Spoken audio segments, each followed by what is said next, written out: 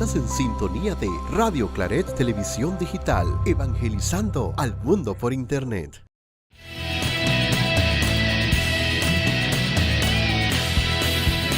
Radio Claret Televisión, evangelizando al mundo por Internet. Muy buenas tardes, amigos Radio Escuchas y quienes nos ven a través del YouTube de Radio Claret Digital. Sean todos bienvenidos a su programa al día de este viernes. Sí, llegamos al viernes, viernes 10 de julio. Y la dosis diaria de superación para crecer interiormente nos dice lo siguiente: lleva la carga de hoy solamente. No te dejes confundir por las posibilidades negativas que imaginas ver en el futuro. Más bien, ocúpate a fondo en lo que tienes entre manos. Vivir el día de hoy. El secreto de una vida satisfactoria es garantizar el cumplimiento de tus compromisos del momento en vez de angustiarte por el miedo a los riesgos del mañana, que todavía no ha llegado, y despilfarrar energías con desarreglos nerviosos. Lleva hoy solamente la carga de esta jornada y disfruta de la paz interior que te hará más efectivo en tus tareas inmediatas. No te angusties por imaginaciones, sino imagina satisfacciones. No nos preocupemos por mañana. El mañana no está prometido para nadie. Preocupémonos por hoy, por el presente, por este momento. Ya si Dios nos da vida, mañana hacemos lo de mañana. Pero ahora preocupémonos simplemente por lo que estamos haciendo ahora. Si Dios, vuelvo y repito, nos da permiso para mañana, mañana entonces veremos lo otro, ¿verdad? Pero no preocuparnos por eso. Preocupémonos, ¿verdad? Y nos concentrémonos todos en el ahora, en el presente. De esta manera comenzamos al día. Bienvenidos.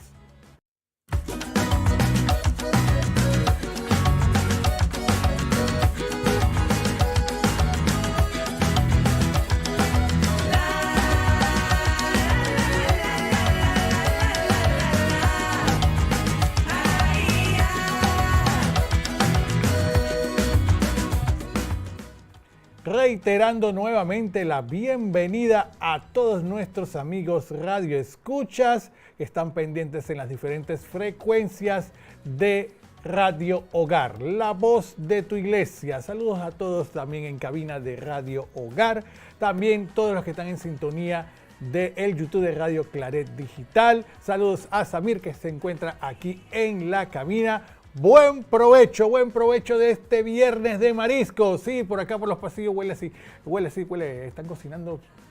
Me llegó a mí un olorcito así a marisco, como a camarones, yo no sé si, o pescado frito, no sé, pero ese que es de marisco este viernes, ¿no? Usted se está comiendo su ceviche, se está comiendo su pescado con patacones, camarones al ajillo o camarones a la criolla o en salsa.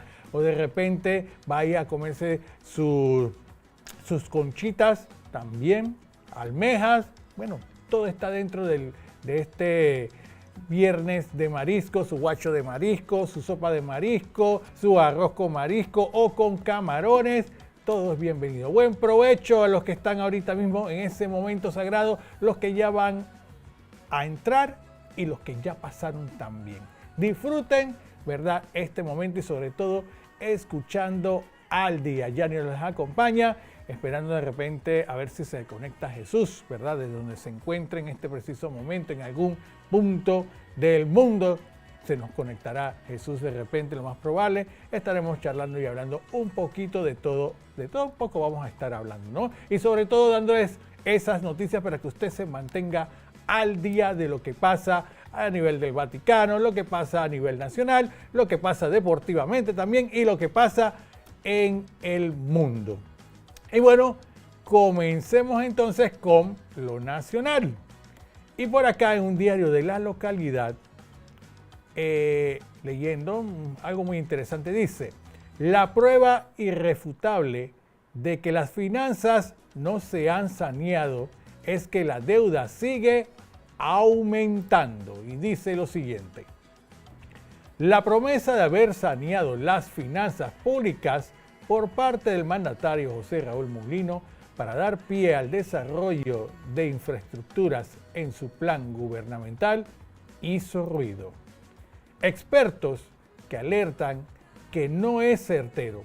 También se cuestiona que no se definió un rumbo del país y, por el contrario, se hicieron más promesas de su plan gubernamental, llamándolas de otra manera.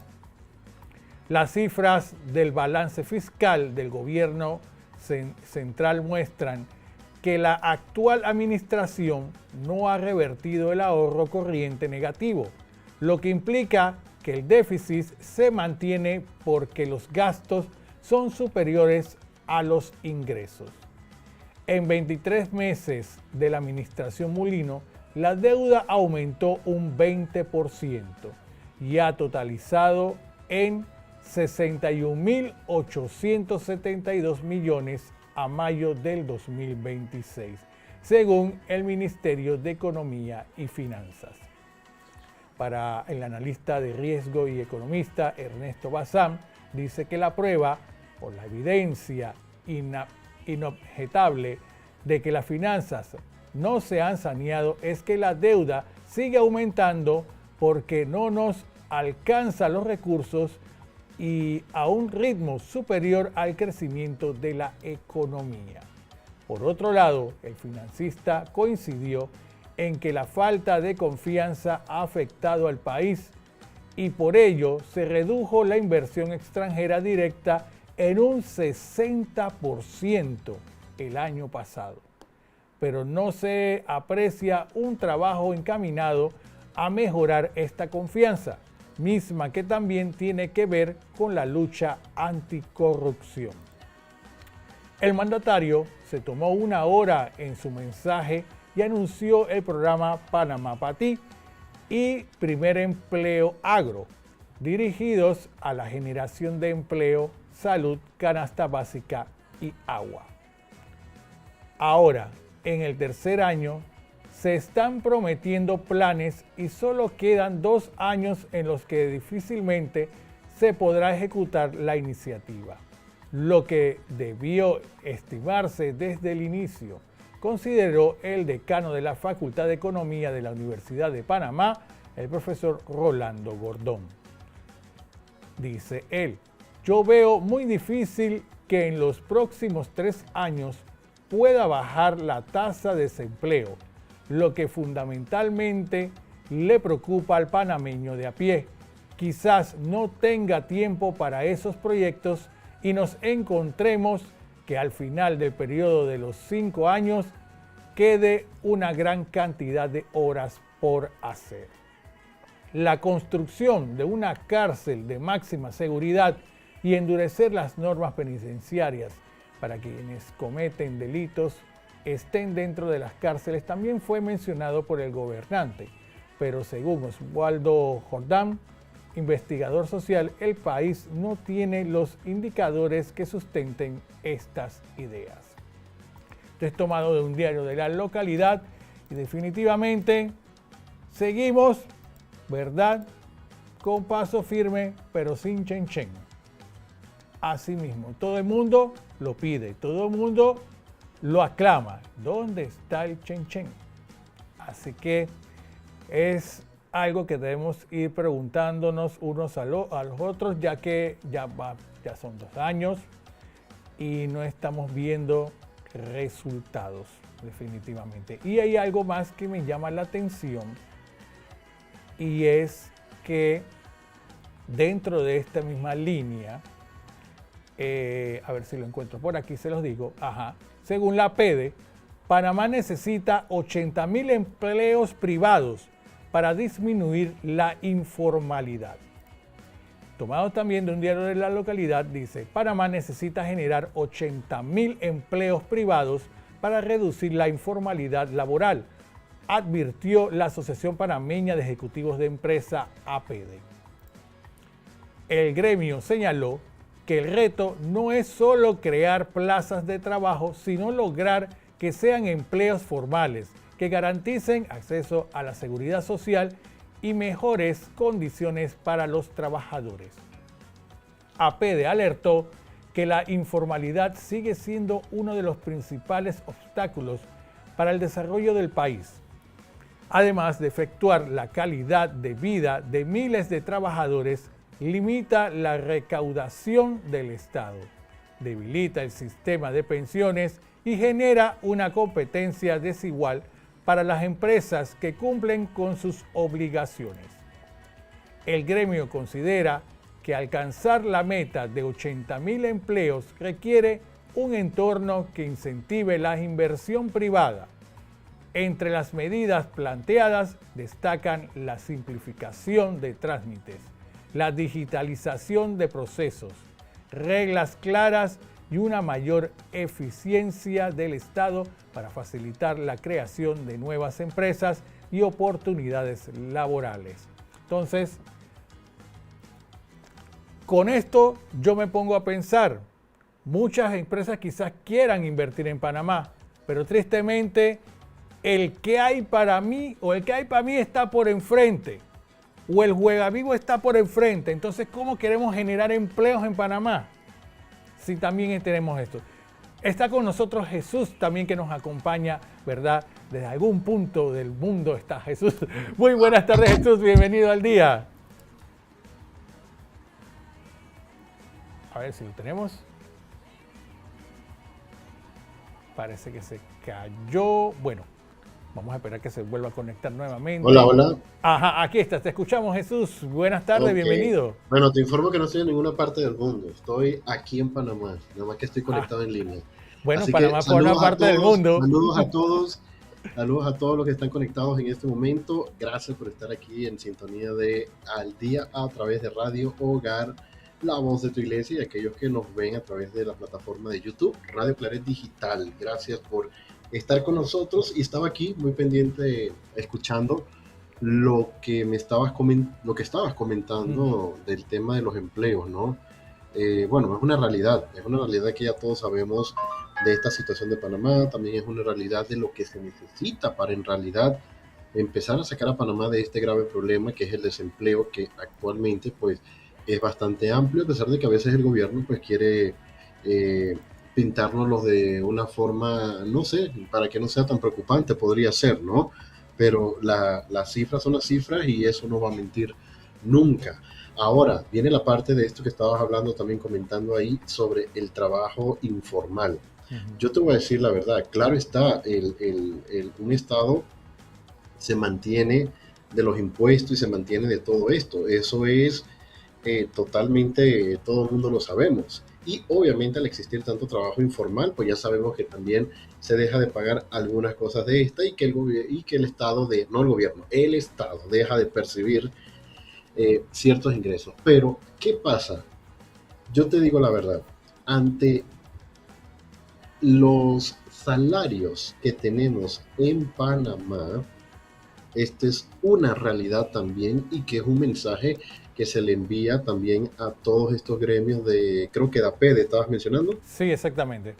Ajá, se le envía un mensaje, al menos es lo que yo pienso, y cuidado que muchos de los que nos escuchan pues tal vez puede que estén de acuerdo conmigo, otros tal vez no hay inconveniente, pero yo te digo algo, los salarios que hoy en día se ofrecen en Panamá, yo te digo que sinceramente vale la pena, no lo estoy promoviendo, pero vale la pena dedicarte a tener tu emprendimiento. Y muchas veces, Yanio y amigos, un emprendimiento que se vuelve informal y genera mucho más entrada a esa familia que lo que ese trabajador puede generar que lo contrate una empresa hoy en día. Sabemos que la situación económica tampoco, obviamente, hay que también apostar a eso, ¿no? Que la situación económica de Panamá pues tampoco estará para que las empresas pongan salarios grandes. Pero dime algo, ¿cuándo han tenido buenos salarios las empresas? Cuando Panamá está más o menos bien, más o menos ahí, ahora que está mal porque está mal, cuando está bien porque la empresa después, si aumenta gasto, tiene que cerrar. Entonces, siempre es un giro, siempre es un tema a favor de las empresas, y se justifican, como quien dice, sí, yo puedo tener 1000 empleados y le pago $300 a esos 1000 empleados y que prácticamente como que agradezcan que tengo para pagarle $300, Ujú. porque Sí, lo peor podría ser que no tenga. Entonces se quedas así como quien dice, entonces tengo que conformarme con los $300 mal pagados que me puede dar una empresa, y a todo esto viene la empresa más atrás y explota al trabajador. O sea, es una cosa curiosa y es un mensaje que de verdad que son temas de analizar profundamente. Yo lo estoy analizando, ojo, como cualquier otro ciudadano. Yo no soy economista, yo no soy empresario de estos que ganan, eh, los pobrecitos que ganan 100.000 millones de dólares al año. O sea, no soy de esos.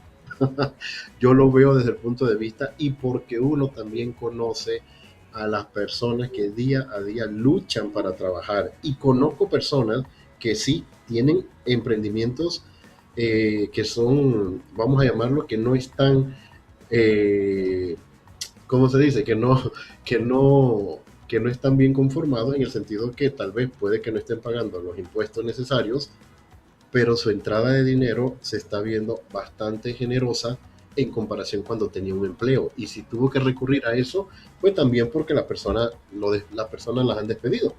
Entonces, es lo que yo te digo, siempre lo que yo digo, ¿cómo tú decirle a ese panameño informal, mira, formalízate? Porque otra cosa, apenas te formalizas, te cae el seguro, te cae la DGI, te cae esto, te ujú. cae el otro, te cae la inspección, te cae todas las inspecciones te caen, y terminas que lo poco que generas o lo mucho que generas terminas pagándoselo al Estado, y terminas igual o peor que cuando empezaste tu emprendimiento. Entonces, Exacto. fíjate todas estas cosas que al final hay que analizar, y no es promover que Panamá se vuelva todo informal, para nada. Yo creo que más que nada el mensaje que estoy enviando es, señores del gobierno, señores empresarios, ¿qué podemos hacer en conjunto para que en efecto yo pueda decir mañana, ¿sabes qué? Ahora voy a dejar de ser informal, y sí quiero. ¿Por qué? Porque el ser formal me garantiza una estabilidad alimentaria, me garantiza una seguridad en cuestiones de servicios de salud, me garantiza la seguridad del país, y ahorita mismo, ¿quién siente que a eso le garantiza?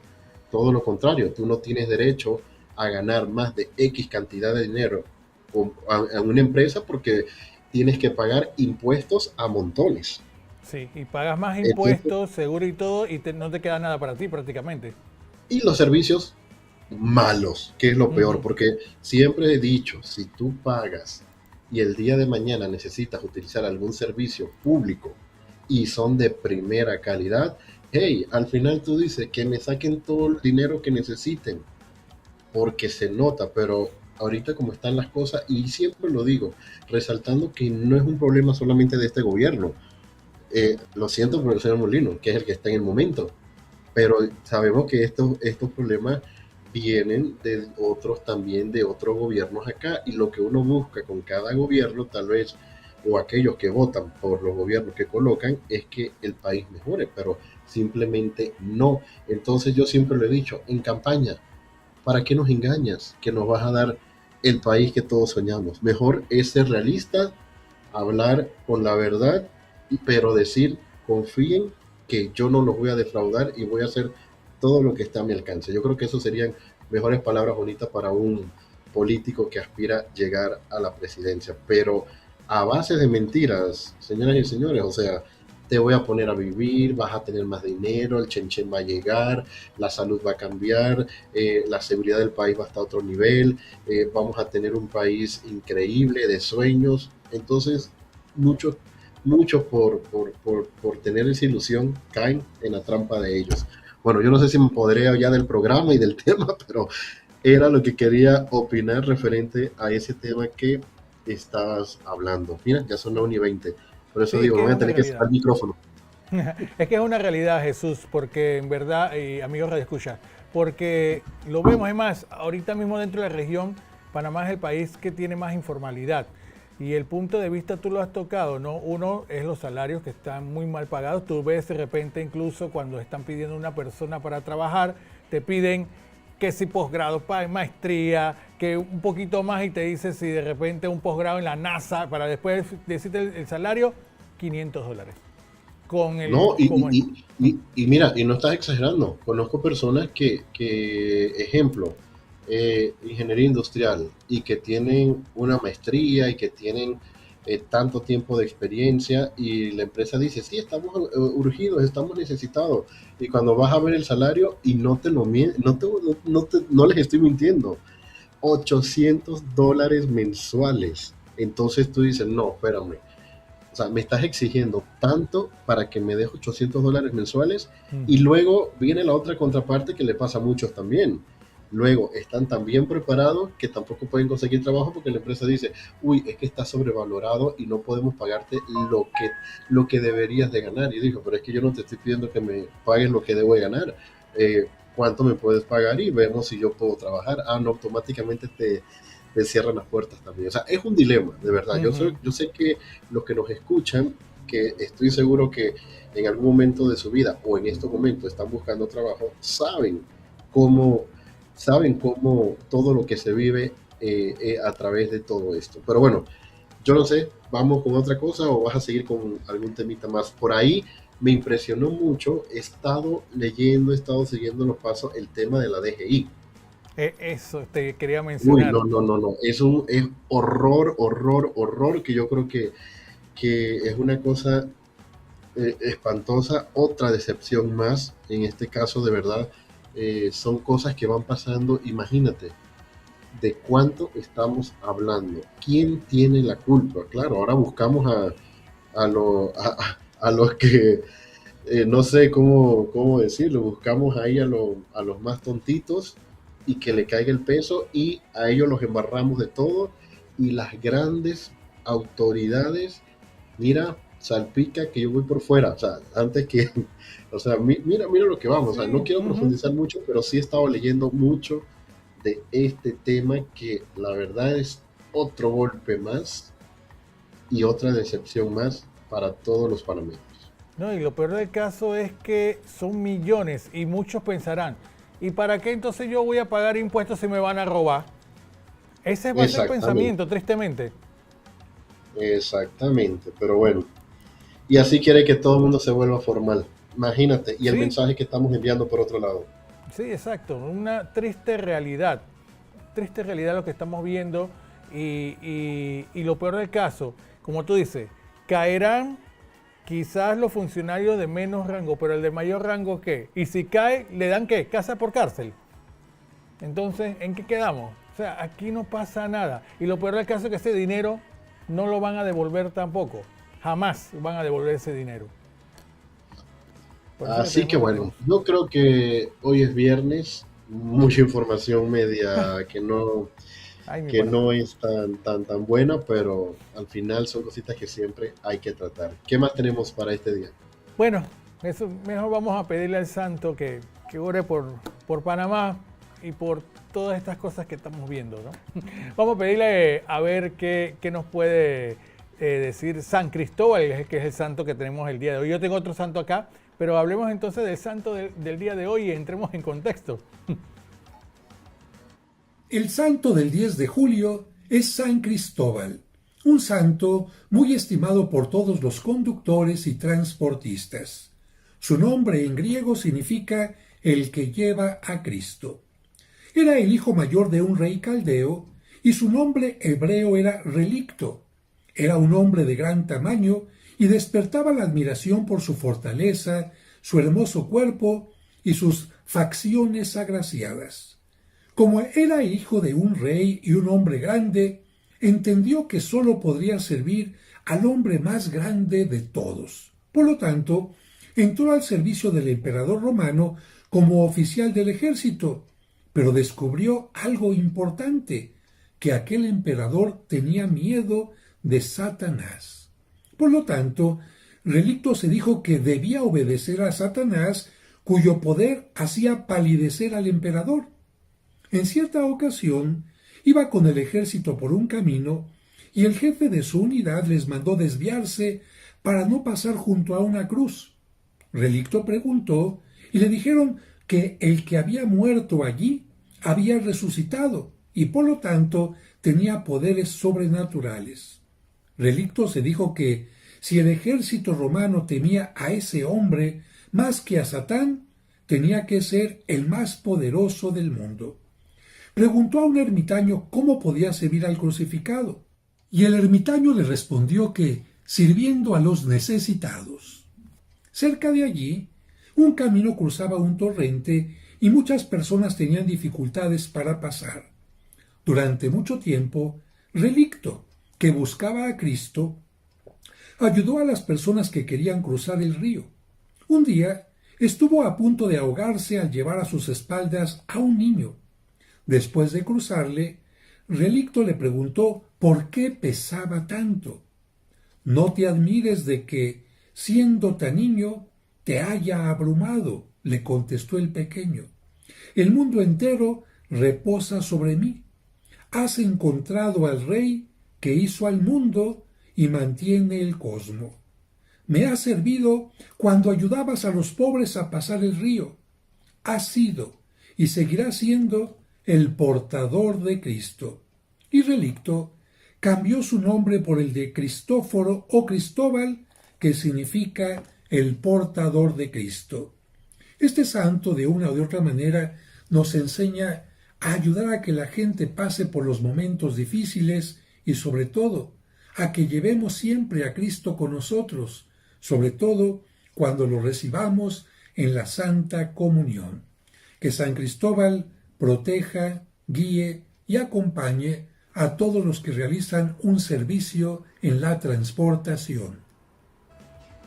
Así es, y bueno, yo tengo por acá, Jesús y amigos Radio Escuchas, a San Pedro Vincioli.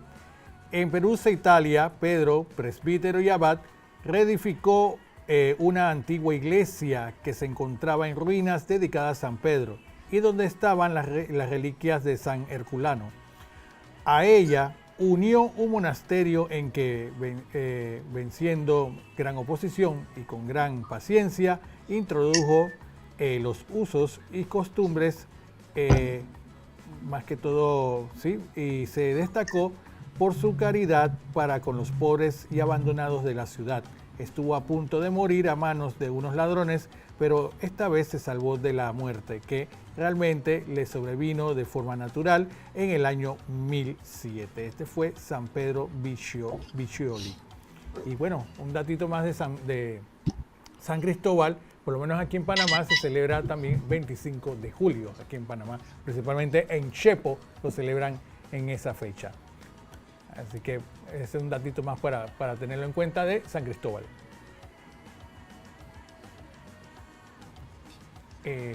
A ver, no. Aquí estoy. Ajá, ok, sí. Así que ese es un datito también de él. Jesús, seguimos con más en Al Día y tenemos noticias. Vamos a entrar en noticias prácticamente ya con este contexto y haciendo la 1 de la tarde, 29 minutos. Y es que avanza el proceso de canonización del fundador de los cursillos de cristiandad. Escuchemos. Pues decían que era una persona extraordinaria, humilde, alegre, una persona que se ilusionaba por todo lo que tuviera que ver con la evangelización. Era una persona que era capaz de leer el alma, que si no se veía contigo en 3 meses o en un año, te retomaba una conversación de algo interesante que le habías contado, que te llamaba por tu nombre. En fin, era una persona muy inteligente que sabía ponerse al nivel de cada uno con los que hablaba y de explicar cosas difíciles con palabras muy fáciles. Y desde luego que no tenía ningún afán de protagonismo, solo quería acercar gente a Dios. Solo quería acercar gente a Dios. El postulador ha quedado tan impactado por la experiencia de escrutar la vida y el alma del padre Gallá que en ocasiones habla de él en presente. Sebastián es el hombre con una humildad que es fuera de lo normal, que hasta se ha confundido con cobardía. Es una persona que es manso y que no se quiere apropiar de nada. Y aun siendo uno de los iniciadores del movimiento de cursillos, nunca dijo una palabra respecto a que él era nada en esto. Solo se atenía a lo que había dicho el Organismo Mundial de Cursillos de Cristiandad, ratificado por la Santa Sede, que eran 3 los iniciadores. Una década después de concluida la Guerra Civil Española, tuvo lugar el primer retiro de cursillos de cristiandad, con el apoyo del obispo de Mallorca, Monseñor Juan Hervás, y la participación, además del padre Gallá, de laicos como Eduardo Bonín, también considerado fundador del movimiento. Este método, que daba relevancia al papel de los laicos años antes del Concilio Vaticano II, no fue bien entendido por todos. Así, el obispo fue trasladado a Ciudad Real y Sebastián Gallá a Madrid, mientras Bonín permaneció en Mallorca, con orden de no participar en cursillos cuando empezaban a expandirse por el mundo. Estos años fueron muy tristes para Gallá, que los aceptó como una providencia. En 1962, año en que se inicia el concilio, cambiaron las tornas. Hasta 1962, llegó en el 57 a Madrid, con una pena de su obispo de Palma, bajo pena de excomunión, si hacía alguna labor en los cursillos. Y esto mientras que Cursillos iba creciendo por todo el mundo. Y él era uno de los iniciadores. Pues lo aceptó con tranquilidad, lo aceptó. Y cuando un día le llama ya el doctor Hervás y le dice: oye, Sebastián, quiero que montes el Secretariado Nacional de Cursillos. Fíjate que lleva 10 años sin hacer nada de cursillos. Y dijo: ¿con qué medios cuento, señor obispo? Dice: con nada. No tienes un sitio, no tienes gente asignada, no tienes dinero. ¿Tú te crees que se arrugó? Así es, bueno, un poquito también para poder conocer, ¿no?, cómo entonces va avanzando ese proceso de canonización de este padre fundador de los cursillos de cristiandad. Jesús.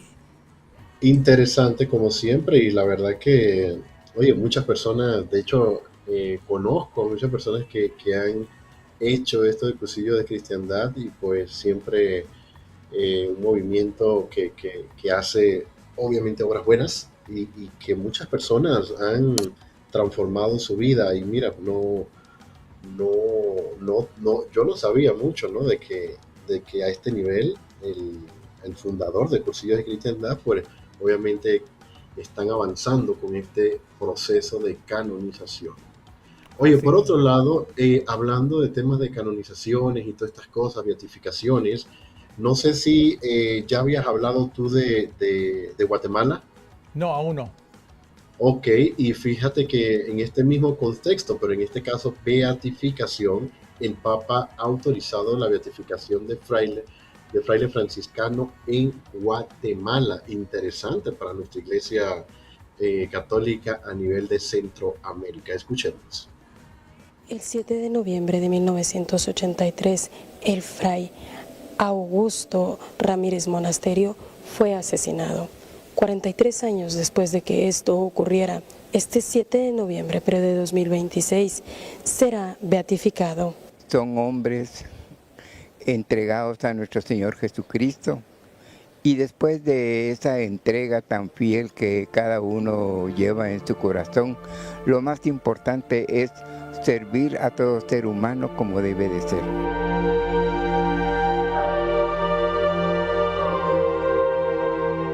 La Iglesia Católica en Guatemala vive un momento histórico, luego que el Vaticano confirmara que el fraile franciscano Augusto Rafael Ramírez Monasterio será beatificado luego de que el Papa León XIV reconociera su martirio al determinar que fue asesinado por odio a la fe en 1983. Habría dado su vida en defensa del secreto de confesión. Con este decreto, Fray Augusto se convierte en el primer fraile franciscano guatemalteco que será elevado a los altares por la vía del martirio, un reconocimiento reservado para quienes entregaron su vida por el Evangelio sin necesidad de la comprobación de un milagro. Es un gran ejemplo para los niños y ante todo para todo ser humano. Como parte de los preparativos, este martes una delegación de la Iglesia Católica Guatemalteca viajó a Roma para sostener reuniones y concluir los trámites con las autoridades del Vaticano de cara a la ceremonia de beatificación, que se celebrará el próximo 7 de noviembre en la finca Florencia. Se espera la asistencia entre 14,000 y 20,000 fieles, además de unos 300 sacerdotes, obispos, autoridades civiles y representantes del Vaticano, encabezados por el cardenal Marcelo Semeraro. Durante la celebración se presentará la imagen oficial del nuevo beato y será entronizado un relicario que resguarda una reliquia obtenida durante la exhumación de sus restos, como símbolo de la memoria y el legado que dejó a la iglesia. Muy bien, bueno, tenemos entonces prácticamente un nuevo beato para no solo Guatemala, sino Centroamérica. Así mismito, y sobre todo pues al final esa importancia, y fíjate que caracteriza mucho a la región de Centroamérica son los mártires. Sí. Y de verdad que hay una gran riqueza en Centroamérica que muchas veces, fíjate que acá en Panamá no se conoce. Y si supiéramos la enseñanza que nos dejan los mártires, yo creo que Centroamérica está marcada por la sangre, ¿no? Y tenemos tantos mártires de los cuales han dejado un legado y un mensaje sumamente interesante. Y eso te lo digo porque casualmente, cuando estuve en El Salvador, hubo una charla, una de las conferencias que hubo dentro del Congreso de Nuevas Generaciones, del precongreso, perdón, de Nuevas Generaciones, fue esto, esa historia de los mártires, que dejaban los mártires del Salvador. Muy interesante, que casualmente, podríamos decir, si alguien está interesado en verla, en nuestro canal de YouTube ya está esta conferencia que fue dictada por el misionero claretiano Edgardo Guzmán, que viajó desde Roma para poder dictar esta conferencia, y de verdad que es muy interesante. Aquellos que quisieran pueden verla, entrar al YouTube y buscar esta conferencia que ya está disponible. Bueno, sí, va a tomar en cuenta y usted lo busca entonces en el YouTube de Radio Claret Digital. Seguimos con más, Jesús, corre el tiempo, así que vamos también nosotros corriendo también con noticias. Bueno, seguimos. ¿Qué tenemos? Bueno, tenemos por acá algo también en Ecuador, proyecto de generación, es una preocupación que hay en Ecuador, veamos. Bueno, nuevamente tenemos 4 nuevas razones para levantar nuestra voz en Ecuador, ya que no es solamente uno, sino 4 ataques en contra de la dignidad humana que se están tratando en la Asamblea Nacional, en el Congreso, como lo conocen en otros países. Comenzando por el aborto, que insisten en reformar nuestro Código Penal para quitarlo definitivamente como delito y también para, en su defecto, agregar causales para poder justificar y poder ampliar la regularización del aborto.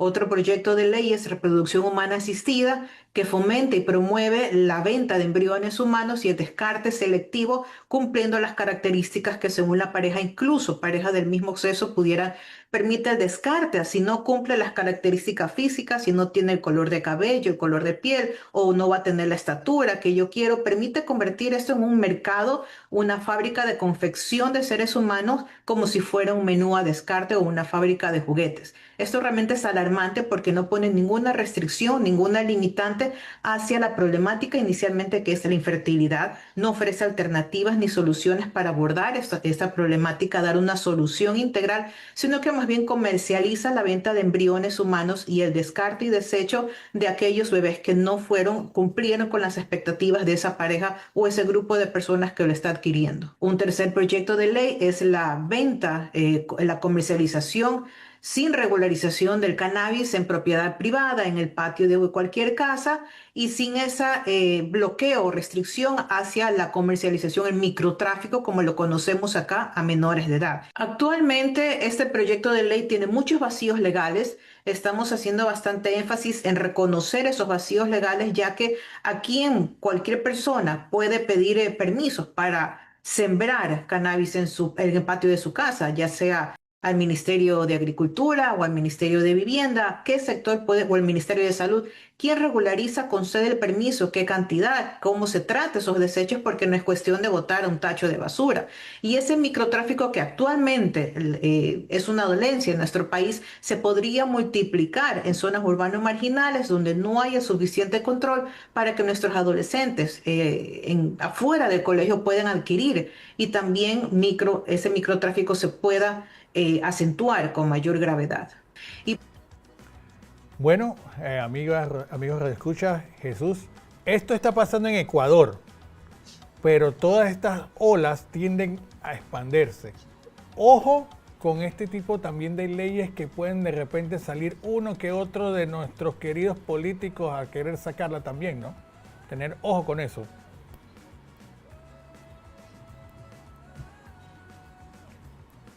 Sí, y tener ojo con eso porque más que todo ya aquí se aprobó una ley casualmente sobre cannabis, no, pero era medicinal.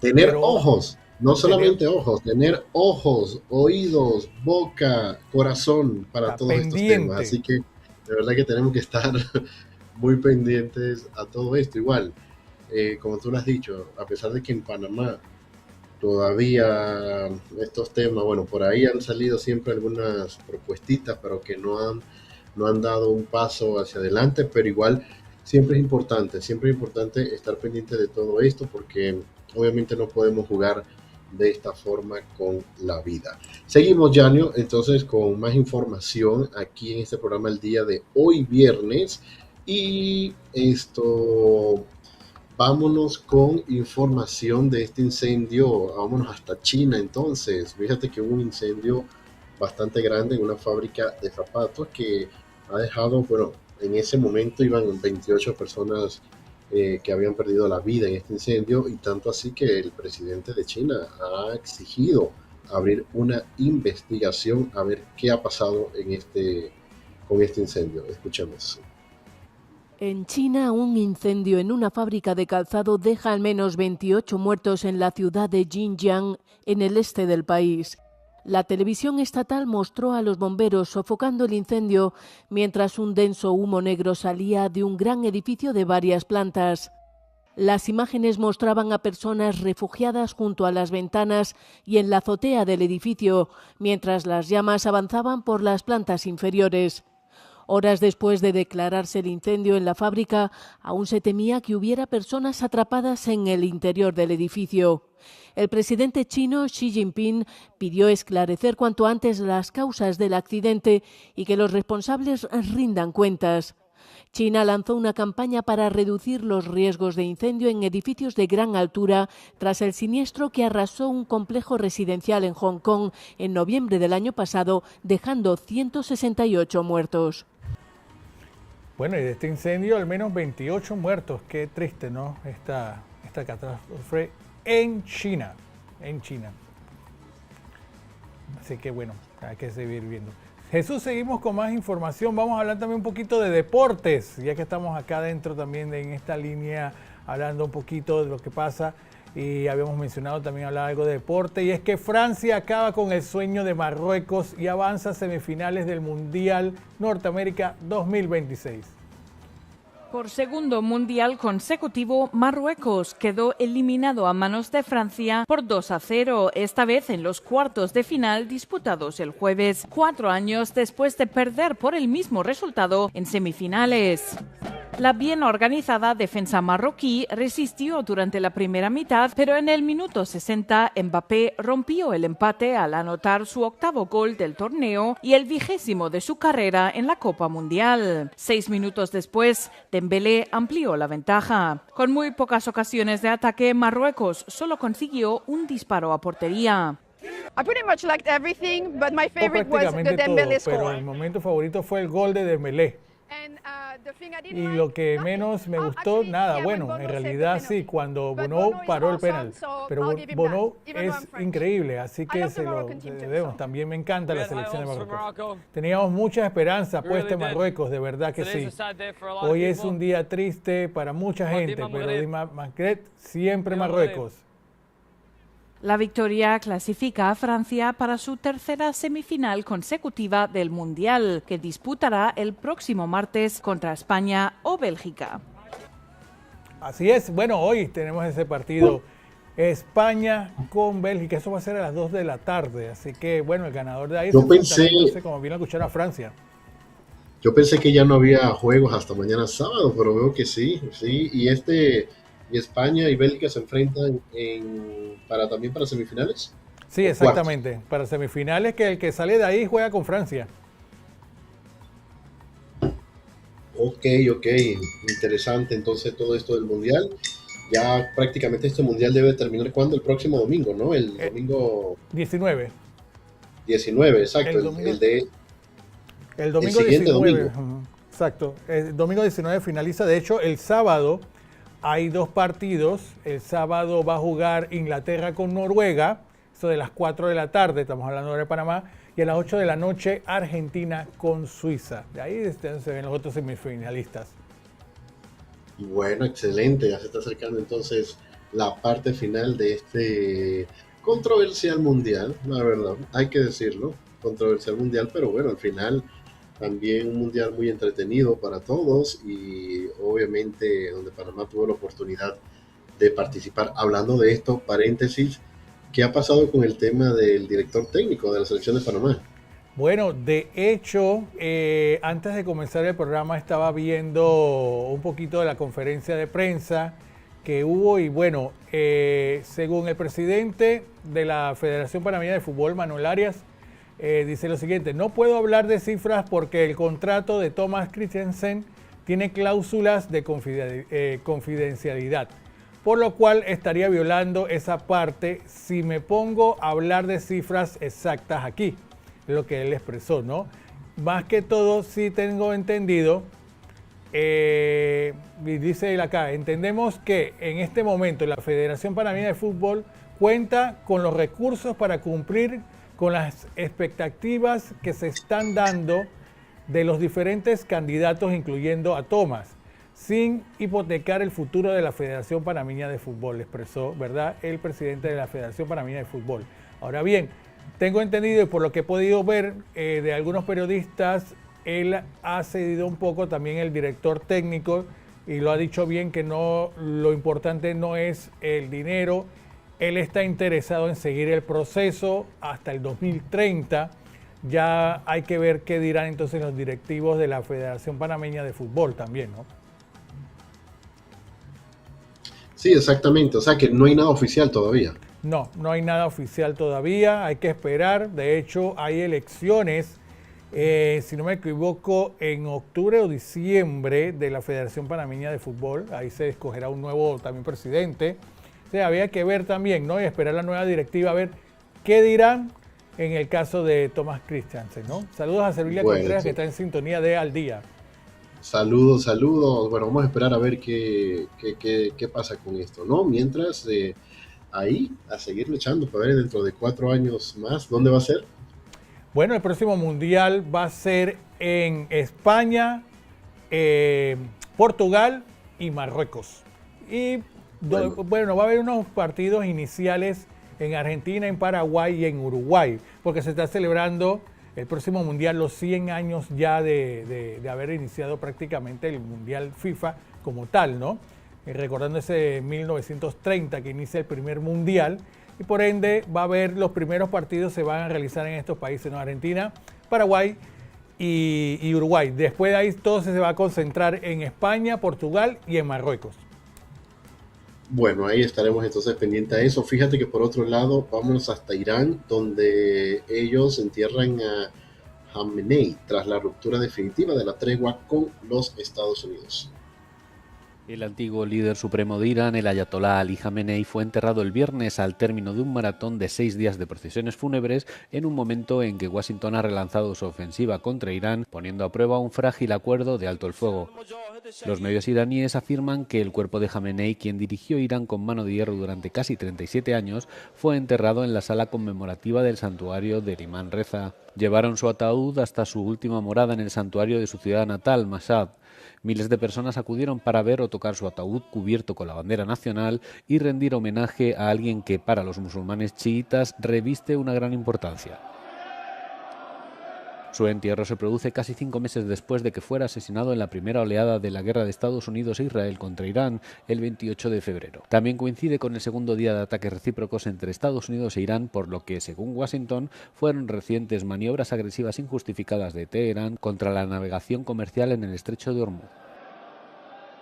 Las autoridades iraníes informaron el viernes por la mañana de que al menos 17 personas habían perdido la vida en los ataques estadounidenses de las últimas 48 horas y afirmaron que la reanudación de los ataques constituye una violación flagrante de los términos de alto el fuego y un crimen de guerra.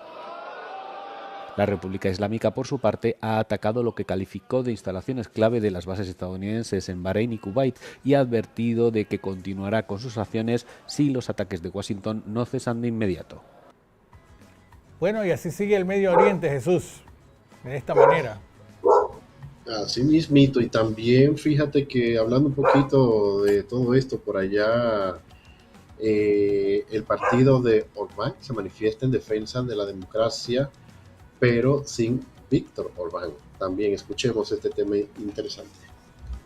Fidesz organizó una concentración sin la presencia de Víctor Orbán frente al Palacio Presidencial en defensa de la democracia y en contra de la destitución de funcionarios públicos y la suspensión de la cobertura informativa de los medios de comunicación públicos. Varios miles de personas se congregaron en la concentración que se celebró bajo el lema "No a la autocracia". El primer ministro Peter Magyar presentó al Parlamento el 4 de julio su propuesta de la 17ª enmienda a la ley fundamental.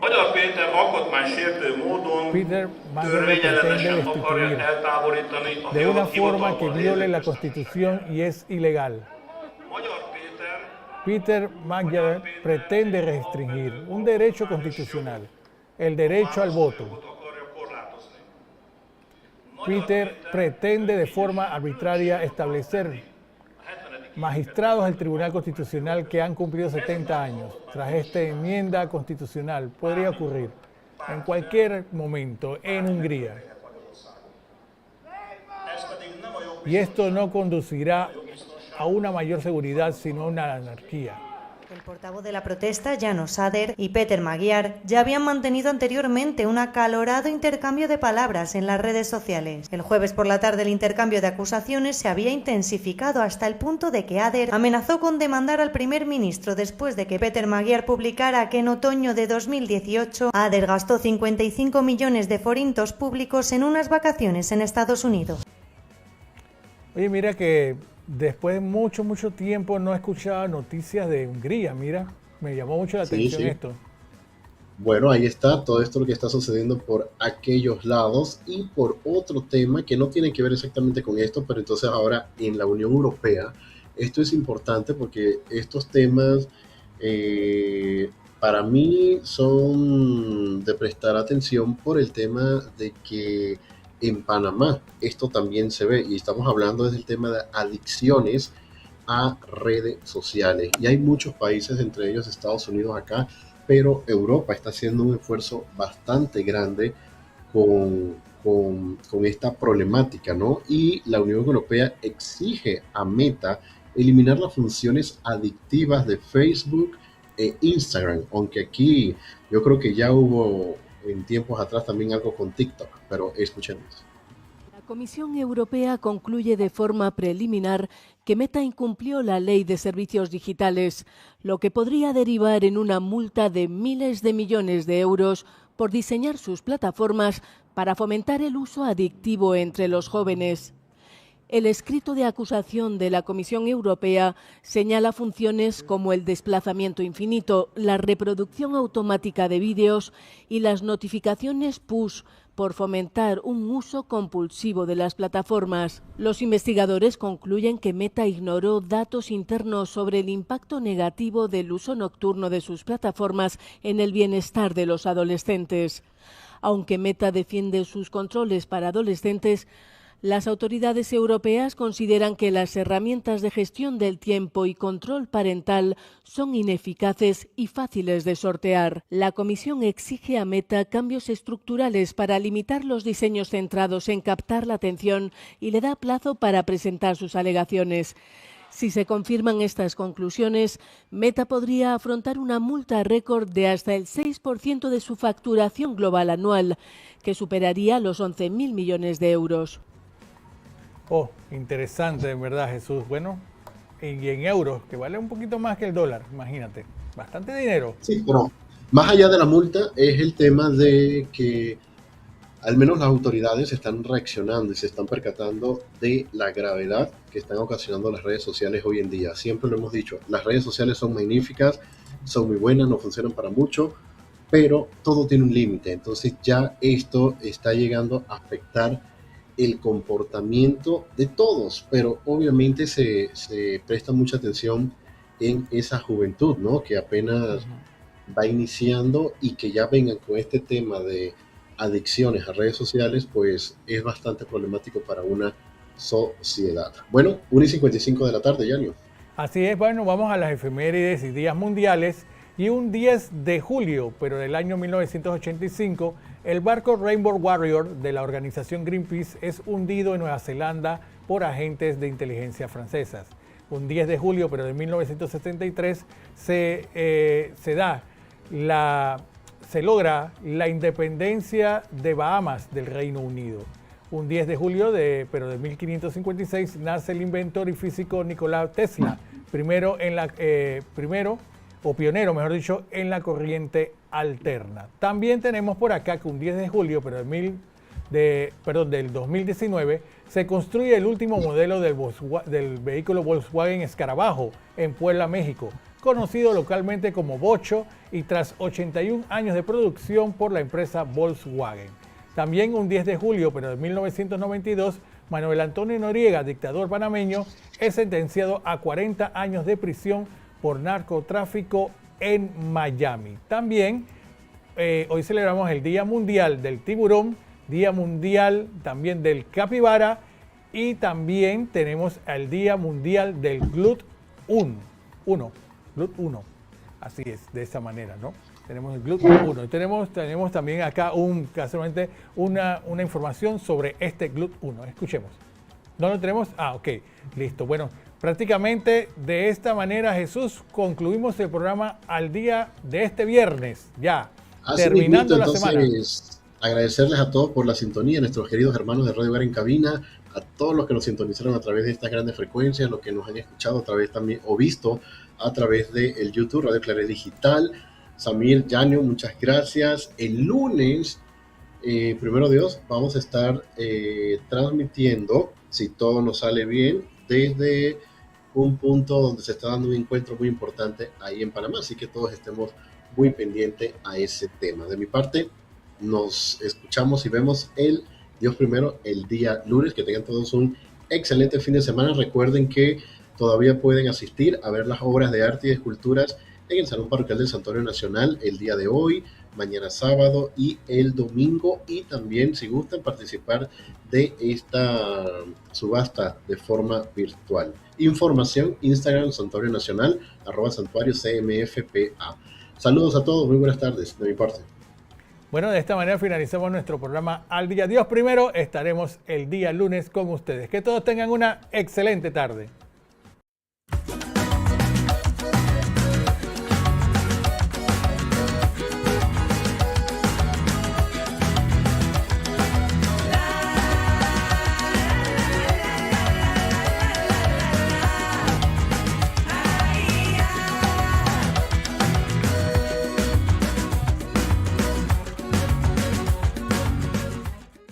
Estás en sintonía de Radio Claret Televisión Digital, evangelizando al mundo por Internet.